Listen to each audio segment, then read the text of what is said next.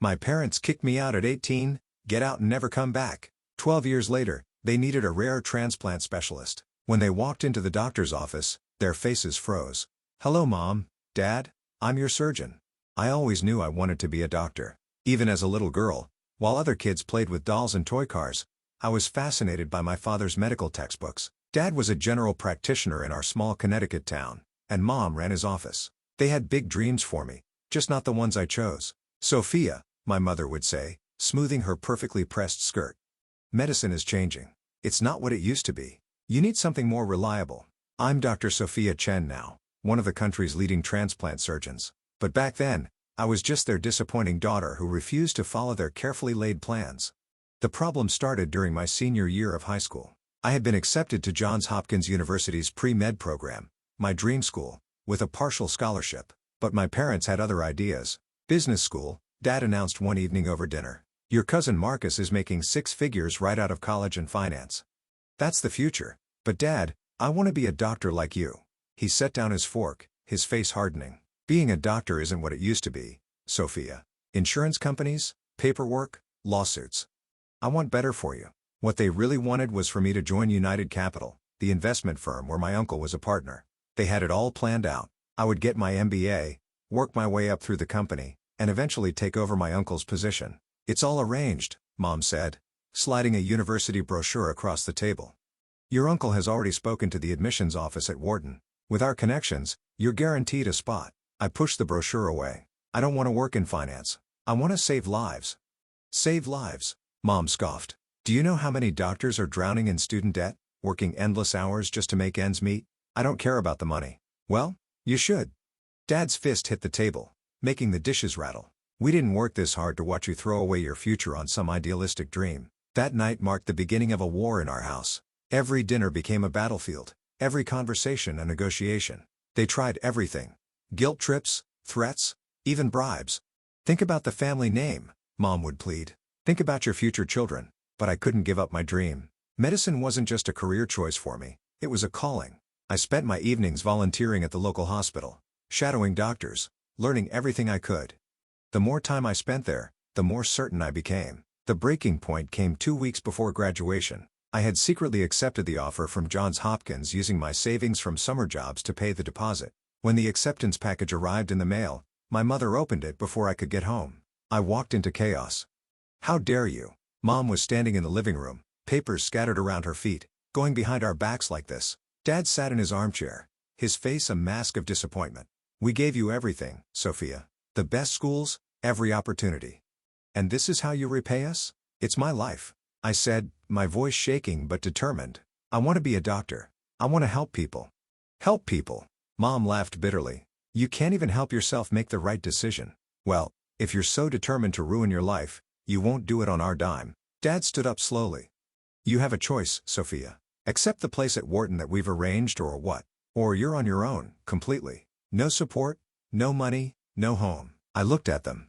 These people who had raised me, who had taught me to stand up for what I believed in, now trying to force me to abandon my dreams. Then I guess I'm on my home. The next few hours passed in a blur. I packed what I could into my old Honda Civic. Clothes, books, the stethoscope I'd bought with my own money. My parents watched from the doorway, probably thinking I'd break down and change my mind. But I didn't. "If you drive away now," Mom called out as I started the car, "don't bother coming back." Dad's voice followed me down the driveway. "You're making the biggest mistake of your life." I drove straight to Aunt Maria's house. She was my mother's younger sister, the black sheep of the family who had chosen to become a high school teacher instead of joining the family business. She took one look at my tear-stained face and opened her arms. That night, curled up on our couch, I told her everything. "They think they're protecting you," she said, stroking my hair, "but they're just scared. Scared of watching you struggle. Scared of seeing you choose a different path than the one they planned." "What if they're right?" I whispered. "What if I fail?" Aunt Maria smiled. "Then you'll fail doing something you love instead of succeeding at something that makes you miserable." She helped me plan everything: student loans, part-time jobs, scholarship applications. It wouldn't be easy, but it was possible. "You can stay with me until you leave for Baltimore," she said, "and during breaks too. This is your home now." The next few months were a crash course in independence. I worked 2 jobs over the summer, mornings at a coffee shop, evenings at the hospital gift shop. Every penny went into my college fund. My parents didn't call. Not when I graduated high school. Aunt Maria cheered loud enough for 3 people. Not when I packed up for college, not even on my birthday. But as I drove away from Connecticut toward Baltimore, toward my future, I felt lighter than I had in years. Sometimes being cut off is really being set free. I just didn't know then that 12 years later, they would need me more than I ever needed them.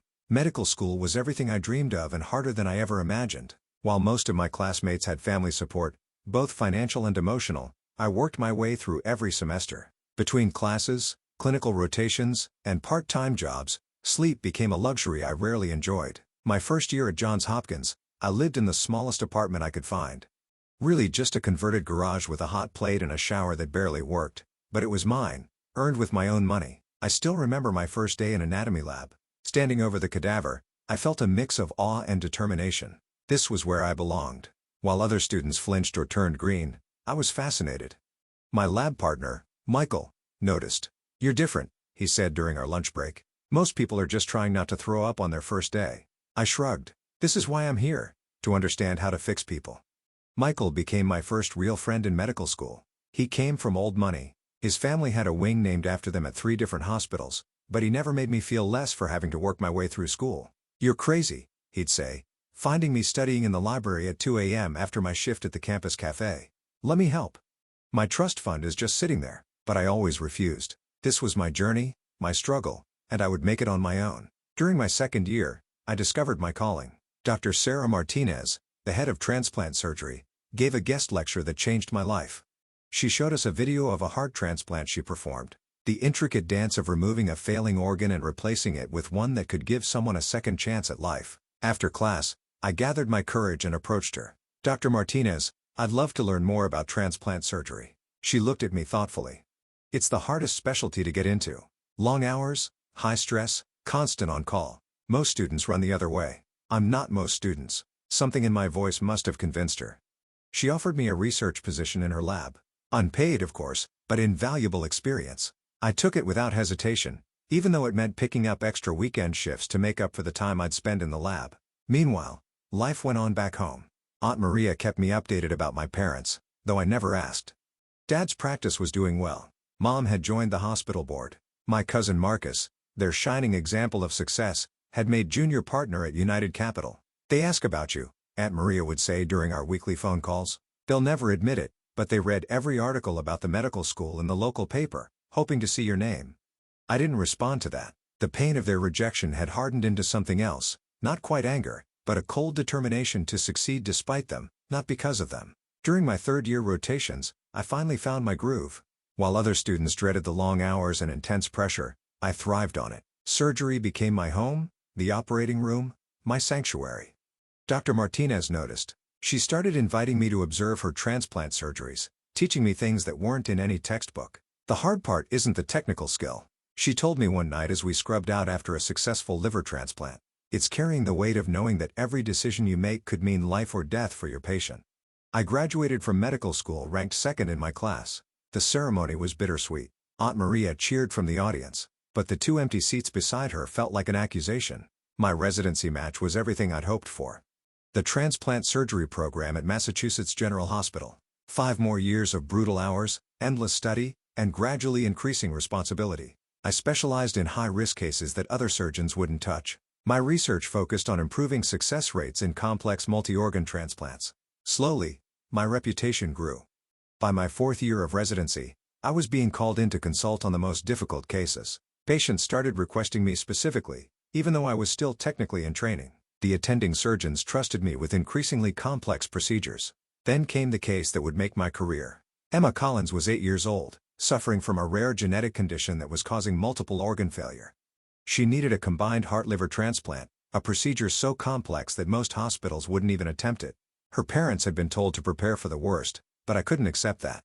I spent weeks researching her case, developing a new surgical approach that might work. Dr. Anderson, the chief of surgery, listened to my proposal with growing interest.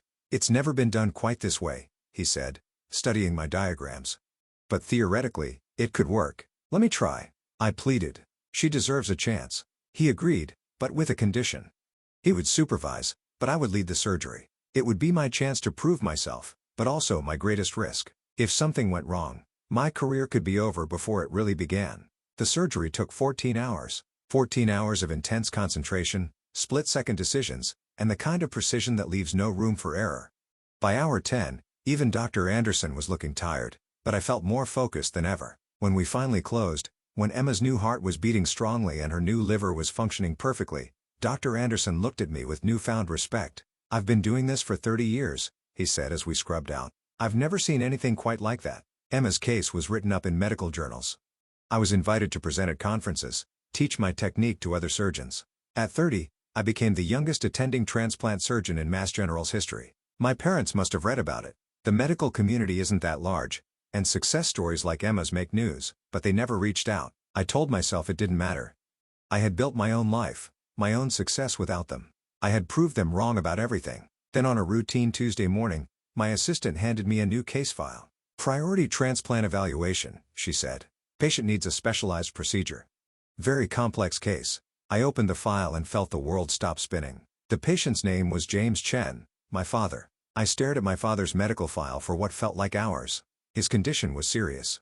End-stage liver disease complicated by a rare vascular disorder. He needed a specialized type of transplant that only a handful of surgeons in the country could perform. I was one of them. The irony wasn't lost on me. The career path they had so thoroughly rejected was now their only hope. According to the file, they had been referred to Mass General by their local hospital. They probably had no idea I worked here. "Dr. Chen." My assistant's voice snapped me back to reality. "The patient's initial consultation is scheduled for tomorrow at 9 a.m. Should I reassign the case? I thought about it. I could easily pass this to another surgeon, avoid the confrontation altogether. But something in me, maybe pride, maybe that last stubborn thread of daughterly duty, made me shake my head. No. Keep it on my schedule. That night, I barely slept. I reviewed his case over and over, though I had memorized every detail at first glance. The surgery he needed was one I had pioneered, a modified approach to liver transplantation for patients with complicated vascular issues. Without it, his chances of survival were less than 20%.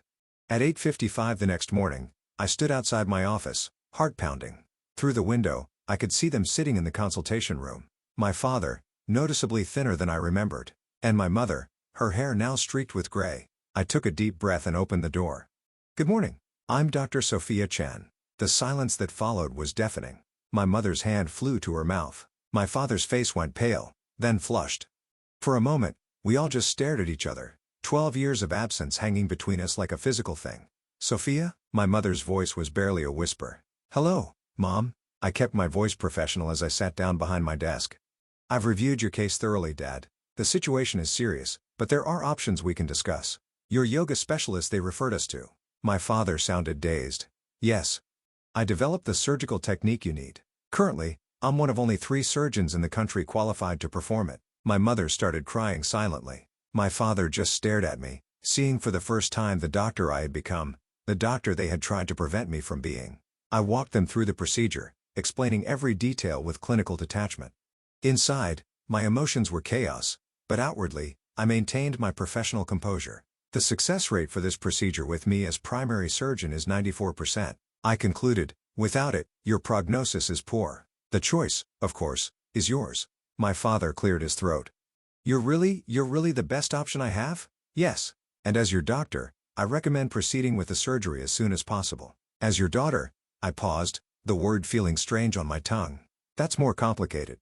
"Sophia." My mother reached across the desk, trying to take my hand. I pulled back slightly. "We were wrong. So terribly wrong." "Yes, you were." I kept my voice steady. "You kicked me out for wanting exactly this, to be a doctor, to save lives. And now here we are." "We thought we were protecting you," my father said softly. "No. You thought you were controlling me. There's a difference." I stood up, gathering my papers. "I'll give you time to think about your options. If you decide to proceed with me as your surgeon, my office will handle all the arrangements.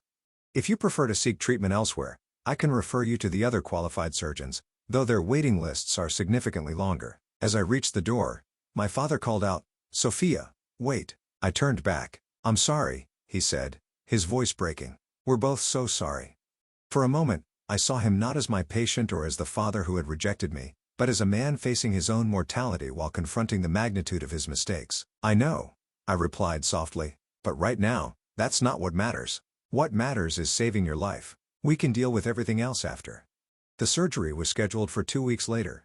During that time, my parents tried several times to have personal conversations with me, but I maintained professional boundaries. I couldn't be both their daughter and their doctor, not yet. The morning of the surgery, my father looked scared for the first time I could remember. Sophia. He caught my hand as they were preparing to take him to the operating room. "If something goes wrong, nothing will go wrong," I said firmly. "I'm the best at what I do, and I don't fail." The surgery took 11 hours. Every cut, every suture was perfect.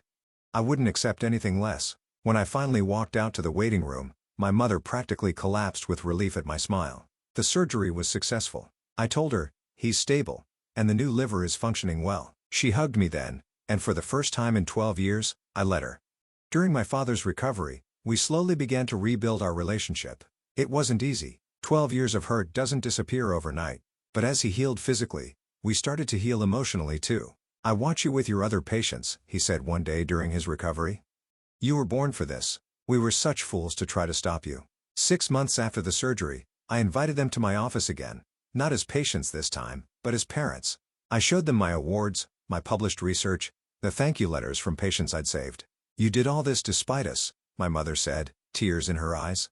"No," I corrected her. "I did it because of me, because it's who I was meant to be." Looking back now, I realize that sometimes the hardest person to operate on is yourself. Cutting away the anger, transplanting forgiveness in its place. My parents and I will never have the relationship we might have had if they had supported me from the beginning. But we have something different now, something built on respect, understanding, and the recognition that sometimes the best thing parents can do is let their children find their own path. I still keep my father's patient file in my desk drawer, not as a reminder of their rejection, but as proof that life has a way of bringing things full circle. They kicked me out for wanting to be a doctor, and being a doctor gave me the power to save my father's life. Sometimes the best revenge isn't proving someone wrong. It's proving yourself right.